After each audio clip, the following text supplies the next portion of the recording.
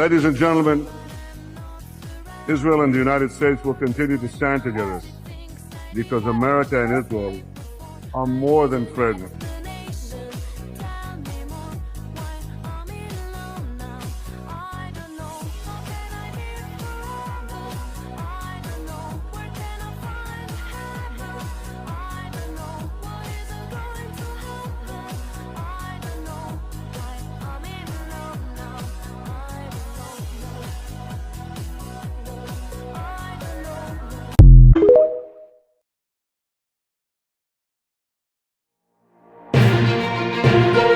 Breaking news, it seems the Iran-US conflict is back ongoing. Just this morning, the United States conducted a fresh set of bombings on Iran, coming right after the fact that Iran earlier had struck a tanker trying to cross the Strait of Hormuz. Iran said that it was just retaliating after the United States yesterday conducted a set of bombings onto them, and the United States today just said that they were responding to that attack. So it just seems this ongoing tit for tat is happening. And just 2 weeks ago, they had signed this peace deal memorandum of understanding. So it seems this conflict is just flaring up once again. I have a feeling that the war hawks around Trump are getting to him and telling him in his ear that you need to restart the bombings and the war. Again, guys, welcome back to the channel. And today we've got an amazing lineup of content for you guys today. From inspirational, need to know, mind opening, secret, classified, So thank you for tuning in to Chosen One TV. Like, comment, and subscribe. Watch the video from start to finish, guys, so you can really get the point of what's going on. And again, like I say, it takes nothing to press the subscribe button, guys. Press the subscribe button, turn on your notification bell so you can know all of the upcoming content. As soon as I drop them, you guys can get them. And again, like I say, thanks for tuning in to Chosen One TV. So, Chosen One TV, Enlightened One. Let's get it, guys. The American empire will collapse in the next 5 to 10 years because it is overstretched, too much debt, too much corruption, too much inequality. It's in too much debt, and it is really angering the entire world. It's basically unifying the entire world against it right now. Say empires last around 200 years. And so we are now in the twilight of the American empire. And the other thing that we know is you can't actually stop the decline of empires. So Oswald Spengler, who is a German theoretician, he argues that we are human beings and we have natural life cycles because we're organisms. Well, societies are the same way, where empires, they will be born, they'll rise, and they'll die. And it's a good thing because that's what allows for constant human innovation. Do you think that will happen in my lifetime? I'm 30 years old, 33 years old. It may happen in everyone's lifetime. It may happen in the next 5 to 10 years. We are seeing... Do you think that's going to happen in the next 5 or 10 years? I think there's a very strong possibility. And if that is to be the case, what would you give me as advice as a 33-year-old? What actions should I be thinking about taking now, based on what you know about history, to make sure that, it's not too bad for myself? I guess I'm asking this question in light of you predicting that there might be a collapse of the sort of Western or the American empire. And in such a scenario, I was wondering what it would look like to be an American. And is there a solution or a course of behavior one should take in such a scenario? But I guess that's the key question, which is, if the US empire does collapse, how does American life change or Western life change? Okay, so one theory that's very important to understand is something called Hermetic philosophy. And Hermetic philosophy is what underpins Plato's Allegory of the Cave. Mm-hmm. And Hermetic philosophy comes from Egypt. And it has certain principles, but its main principle is that reality is energy, it's vibrations. Okay, so we think of it as material, but material is a consequence of energy, mm-hmm. right? So what this means is that reality is consciousness itself. Mm-hmm. So our thoughts are what's real. Our bodies are just vehicles to experience the world around us, but they're not real. When we die, our souls return to the source and we come back again. And we're here primarily in order to experience things we cannot experience in the spiritual world, because in the spiritual world, it's not material. Okay? So what's really important is to appreciate that every one of us is part of the source. And so if we think about the totality of things, we can only become despondent. We can only give up hope. But if we think about how individually we can become a better person. The United States is collapsing. First, there's rapid political polarization. We see this everywhere, from the fewer shares of Americans who are identifying as moderate, the growing share of people who think the other side of the political spectrum is not only wrong, but is actually evil and a threat to society, as well as the fewer bills that are being passed in Congress that are approved by both parties. One study found that compared to all the countries that were examined, the United States is actually the most quickly polarizing society in the world. Now, not all polarization is bad. I think, for instance, it's good to actually be extreme on issues like social justice as well as workers' rights. The problem is the people who are opposed to these kinds of things are also becoming more extreme, as we see with the rapid rise of far-right violence. Every single political scientist agrees that if polarization continues, it will eventually lead to civil war. Second, the United States is also becoming highly unequal. The top 1% of Americans now control 1/3 of all the wealth. This wealth is only possible through having people work longer hours for less pay. And concentration of wealth also means that there is concentration of political power. Both Republicans and Democrats are now bought out by billionaires, which means that voting doesn't often lead to the change that people want, which means that more people are now resorting to political violence in order to try to get that change, whether it's through, for instance, assassinations or more recently, as we're seeing, the frequent arsons that are occurring. Finally, the United States dollar is collapsing. And because the US dollar is used a lot internationally, this actually gives significant strength to the dollar, allowing America to have economic power over most of the world. But as trust in the US has faded, the total global reserves of the US dollar has fallen from 72% in 1991 to 57% today. The dollar is being further undermined by Trump's, tariffs, erratic behavior, as well as the fact that Iran right now is now starting to sell oil in other currencies. Now, this might sound all technical, but needless to say, what you have to understand is that this is going to lead to a rapid decline in the value of the US dollar. This not only means less economic power that the United States has globally, it means because the dollar is worth less, inflation will skyrocket, and this could kick off a major recession in America. So for these three reasons, the United States is in a state of collapse. I do hope it changes. Nothing is inevitable. If you have major institutional changes, all these things could be stopped. But this has been going on for quite a while, and this is the state of America today. Thanks for watching. Please like, share, and comment. I love hearing from you, and I want to hear your thoughts as well. Cheers.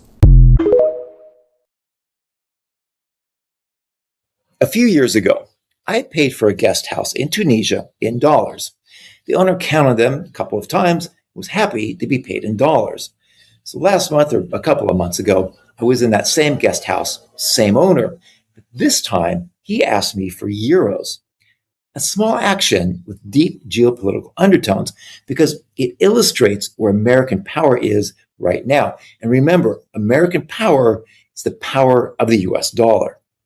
So for 80 years, the dollar was the world's safe money. Everybody held it, used it, and wanted it because they trusted it. They trusted America. The world believed U.S. assets were safe and that Washington would not abuse its control of the money. And now they don't believe that. We all like to blame this on Trump and the Republicans, but the reality is that the dollar's share of global reserve peaked in 2001 and has been going down since. And that slide began well before Trump took over. So what did Trump do? Trump sped up America's decline. Trump's tariff chaos pushed investors away from the dollar. And the dollar fell about 11% in the first half of 2025. That is the biggest first half drop in over 50 years.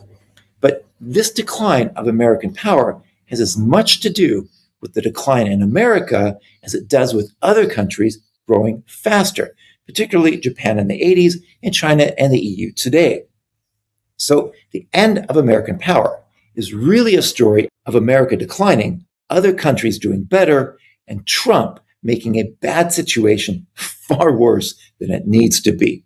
And join me for more global perspectives on Substack. The link is in the bio. The subscription is free. See it coming.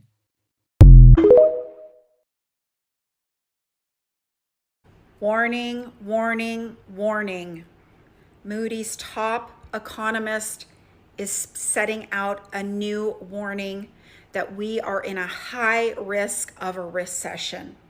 However, I want to remind everyone that we will be in a recession.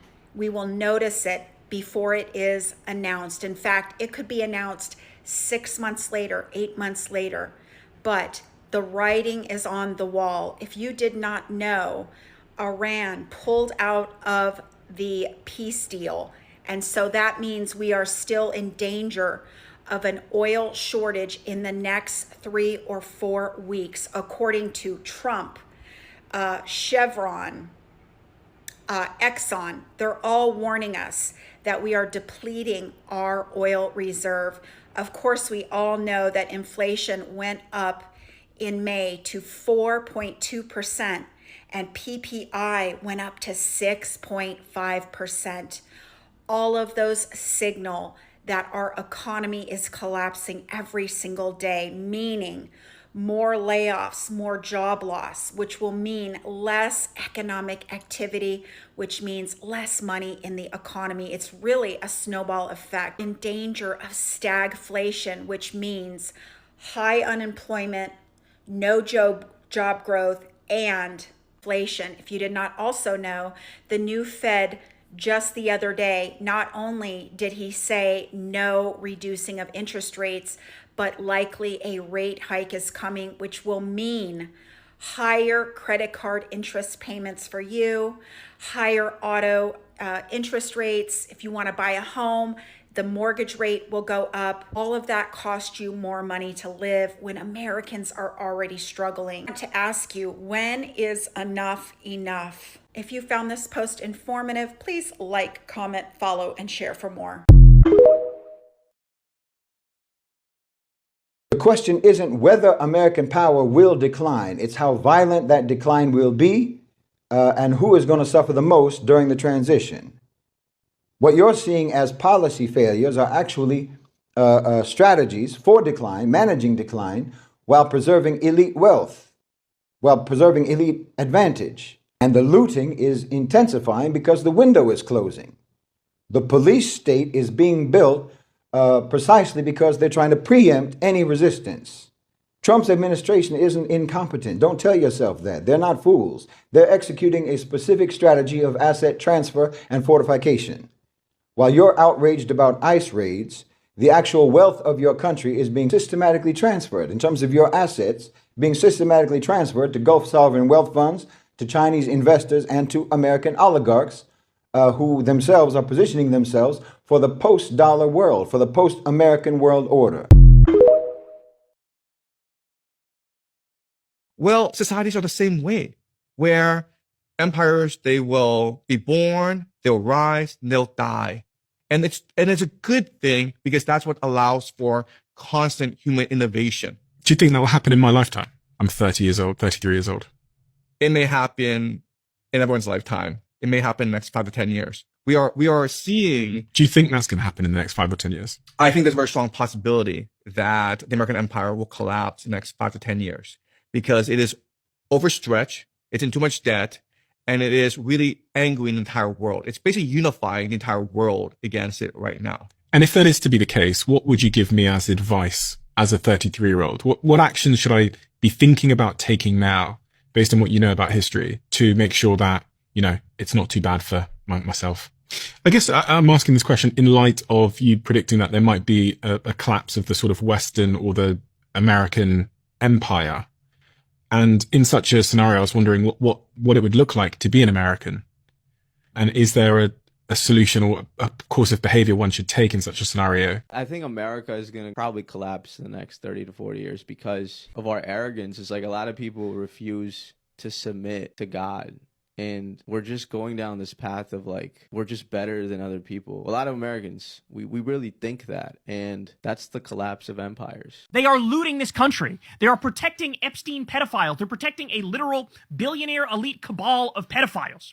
What am I supposed to celebrate? How am I supposed to celebrate ICE rounding up innocent people and destroying their lives and sending them to concentration camps? What's there to fucking celebrate? There's nothing to fucking celebrate. Okay? We didn't make it 250 years. This is a fucking funeral for this country. We didn't make it. This is like the end of this country. And nobody knows it. And nobody fucking knows it. President Xi insulted Donald Trump right to his face, calling America a country in decline, and Trump is coping hard over it. Donald Trump often promotes the idea that international leaders admire his leadership, claiming they see the United States as stronger, more stable, and more respected during his presidency. Yet, in a direct exchange, President Xi reportedly referred to America as a country in decline while speaking in Trump's presence. The comment immediately became a flashpoint in global political discussions and media commentary. Trump later addressed the remark on Truth Social, insisting that Xi was actually referring to the Biden administration's term and its policies. He attempted to redirect the meaning of the statement toward domestic political criticism and past governance failures in the United States. Still, interpretation outside his circle differed. Many saw the comment as a broader judgment on American influence globally. Critics argued that instead of challenging Xi directly, Trump focused on redefining the meaning, which led to accusations that he was reacting defensively to the situation under international pressure. There is a very big story behind the president's May 14th post. This is what he said. When President Xi very elegantly referred to the United States as perhaps being a declining nation, he was referring to the tremendous damage we suffered during the 4 years of Sleepy Joe Biden and the Biden administration. And on that score, he was 100% correct. 2 years ago, we were, in fact, a nation in decline. On that, I fully agree with President Xi. But now the United States is the hottest nation anywhere in the world. Now, the president did that post in the wake of Xi Jinping's comments about the so-called Thucydides trap. Here's what she said at the state banquet. Currently, transformation not seen in a century is accelerating across the globe, and the international situation is fluid and turbulent. The world has come to a new crossroads. Can China and the United States overcome the Thucydides trap and create a new paradigm of major country relations? So suddenly the Thucydides trap was trending on Google search, and people were being told that it is a fact of history that one empire declines and another rises, and then conflict is inevitable. The media was all over it. China is rising, the U.S. is declining, Trump got nothing on his visit. The headlines portrayed Trump and the U.S. as the losers, like these. Trump's China trip underscores how power has shifted east. Or, did Xi tell Trump the U.S. is in decline? Donald Trump had already blown up that narrative before he even got to China. First, as Trump's post affirms, the United States is most definitely no longer in decline. And even more important, the president is creating a world in which sovereign... If the US dollar collapses, then automatically the US economy will crash. Remember, this is the international currency. There is going to be such massive financial loss in the United States in particular. White America losing most of its wealth. That you can close your eyes and anticipate panic in the United States of America and riots in the United States of America. They might have to declare martial law in the United States. But more than that, the collapse of the US dollar, since this is the international currency, is going to create panic in the weak currency areas of the world. Indonesian rupiah, the Bangladeshi taka, the Pakistani rupee. There's going to be panic as people struggle and rush to dump their paper.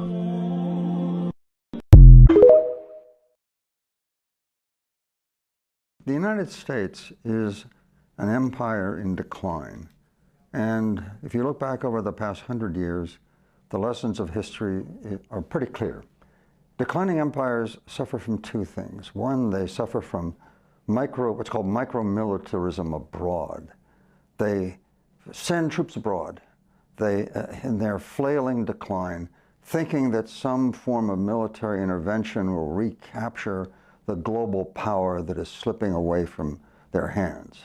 And then domestically, the other thing they suffer from, every single declining empire over the past 100 years, the Soviet Empire, British Empire, the Spanish, all the rest, they suffer from coups. So as American politics become increasingly contorted and irrational, I think the thing to do is to realize that we are an empire in decline, and we are writhing in this kind of irrationality, particularly in the international realm, and it will continue for another decade or two until the power, American power, finally slips away.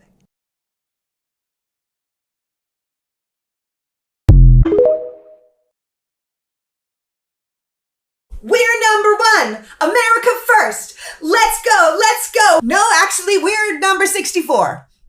64.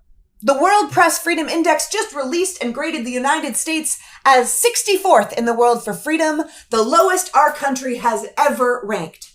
I should also remind you that we've been downgraded from a full democracy to a flawed democracy on the Global State Democracy Report, falling to 28th in the world as of 2026. So all of our peer nations are more free and more democratic than us. And to be clear, this decline started in 2016.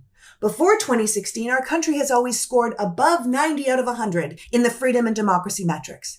But now we sit at 81 out of 100, and we are on a downward spiral. So way to go, America. Under Donald Trump, we are legitimately and destructively a nation in decline.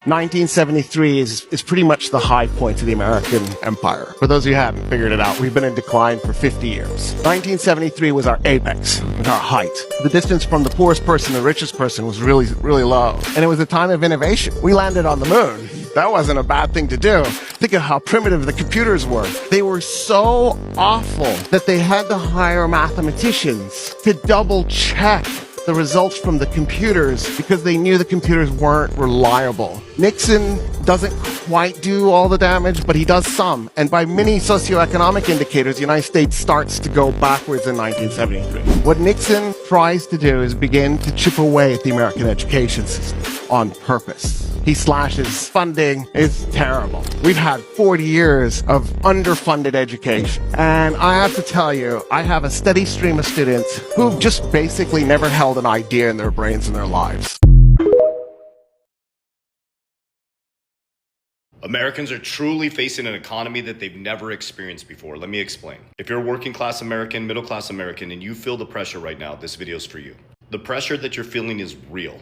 This is not our grandparents' and parents' economy. The era of cheap money is dead. Let me explain. So the pressure that you're feeling is completely real. From 2020 to 2026, you've lost about 30% of your purchasing power of your dollar. Let that sink in. So if you had a $100,000 salary in 2020 without doing anything, you've now lost 30% of that purchasing power. So the number feels the same. It's psychologically deceiving. The number is still $100,000 on your salary, but that number buys 30% less. It's called the silent taxation, which is inflation. I've helped over 15,000 people navigate this through my Capital DR system. I teach people how to navigate through markets and ecosystems based on inflation, based on debt, based on a changing economic system. Now, I want you to think about this for just a moment. America's at over 120% debt to income ratio. There's no real money in the system. You have a stock market that's valued at 69 trillion and GDP's at 36 trillion. So that gap from what we produce to what the stock market is worth is all cheap money. This is the key factor you need to understand. So first is inflation.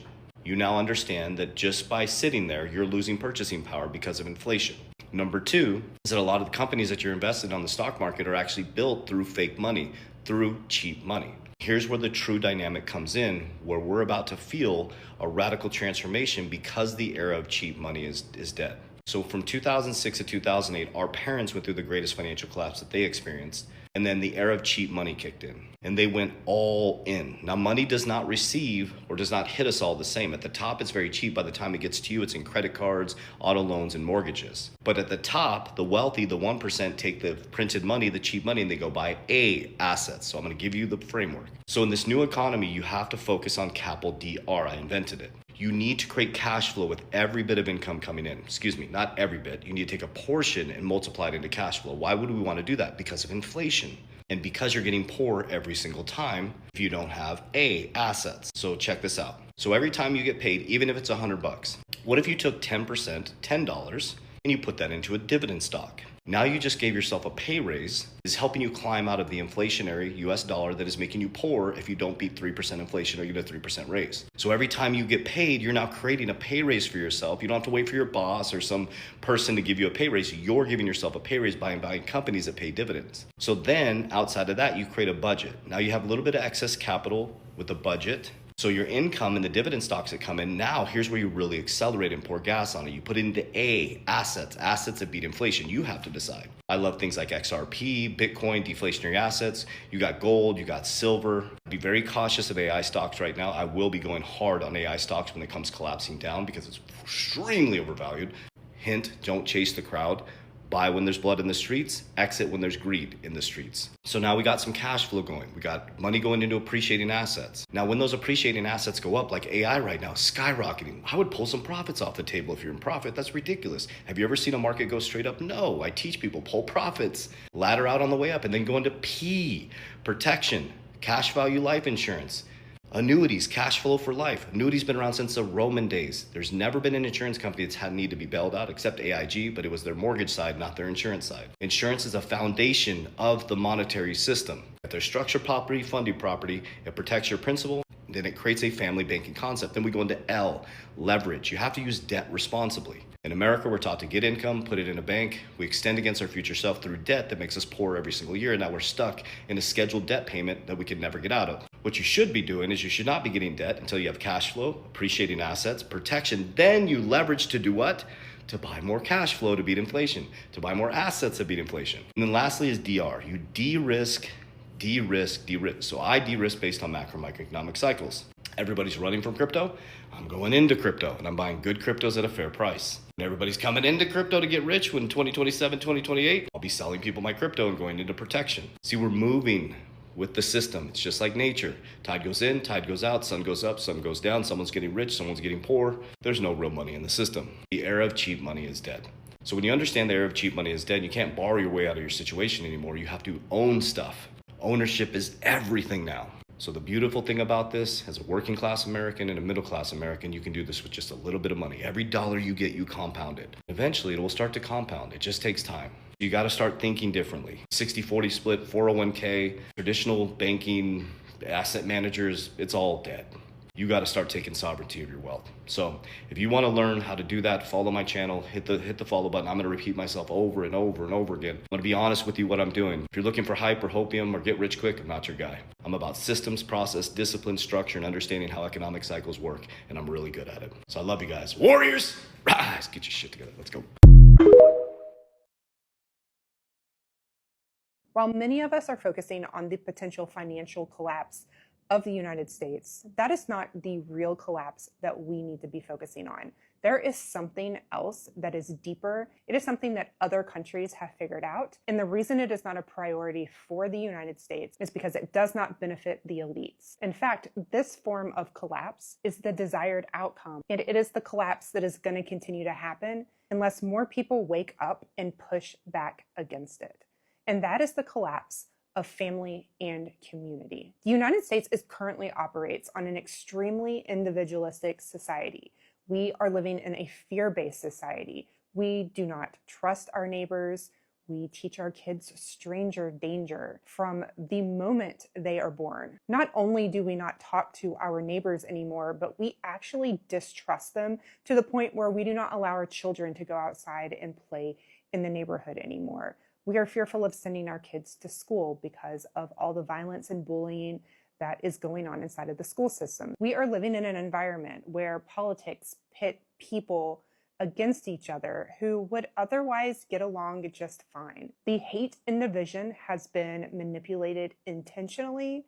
And not only that, but the family unit itself is beginning to deteriorate. Over the last couple decades, more families are needing to go from a single income household to a dual income household just to keep up with inflation and cost of living. Wages have remained basically stagnant because both parents are having to work. That means children are being required to go to daycare as early as 6 weeks. Unlike just about every other country in the world, the US does not have any type of support for families. There is no guaranteed maternity leave. It is so important from a developmental standpoint for young children, at least under the age of 3, to be with a secure caregiver, one-on-one family member, mother preferably, but any close family member is ideal for that child's development.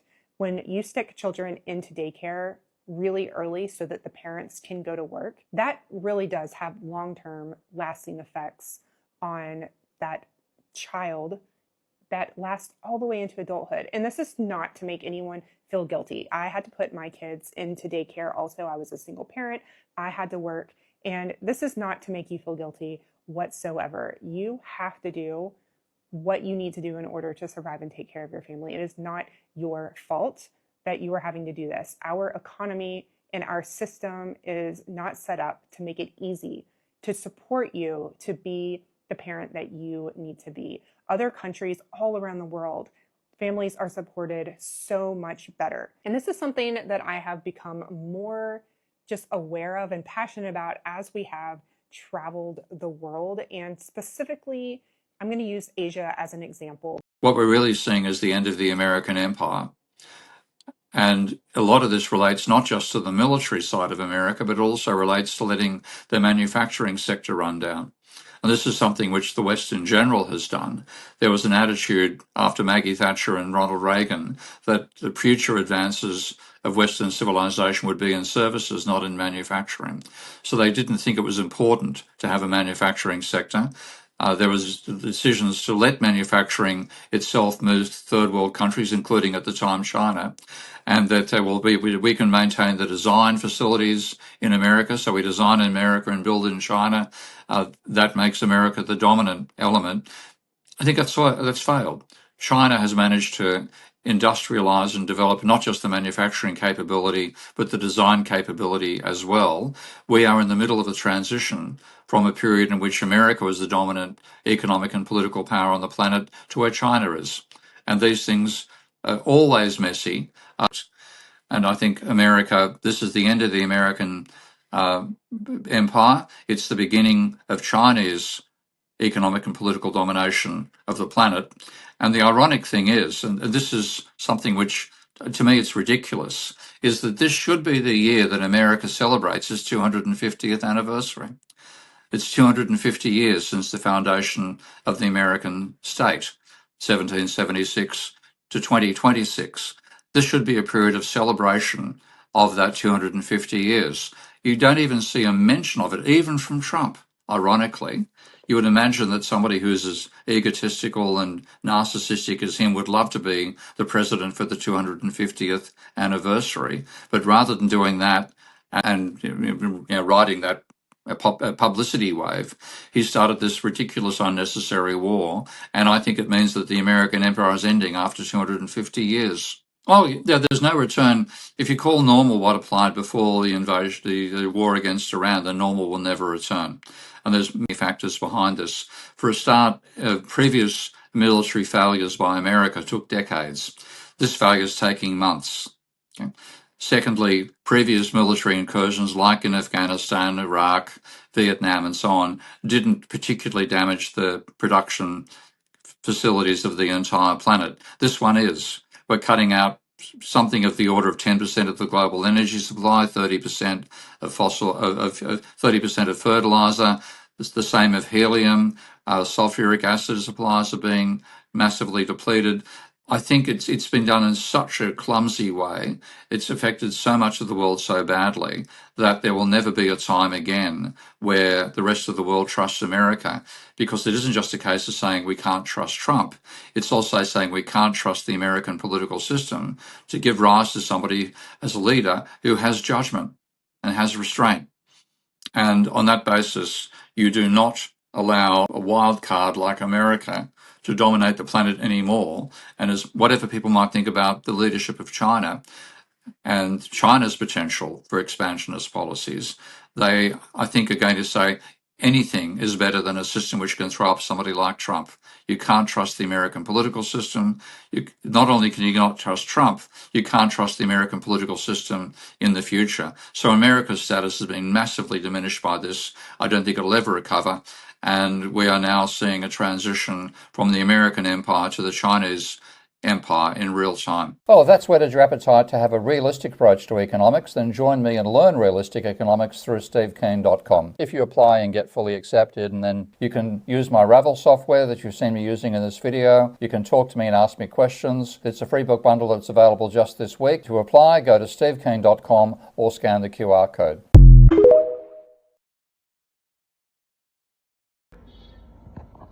Hey, what another amazing video. Look here guys, I'm not trying to convince anyone of anything. The truth is out there. Do your own research and you'll come to your own conclusion. I'm just putting it out there so y'all guys to come to your own conclusion. You know, the truth is out there. So let's get this video to a couple thousand likes and boom.